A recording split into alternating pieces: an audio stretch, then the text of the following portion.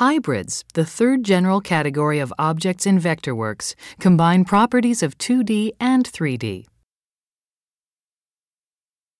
They have a different look when seen in a 2D plan view than they do in a 3D view, allowing the same object to have a dual purpose.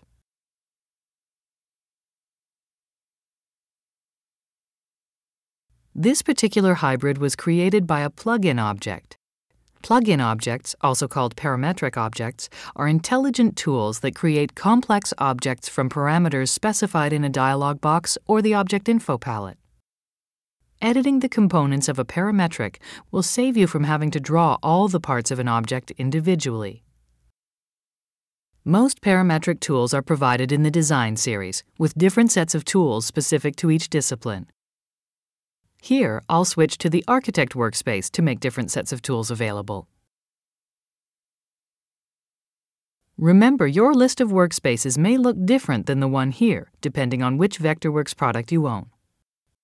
As you can see in this example, part of the intelligence of parametrics is that they interact with other objects.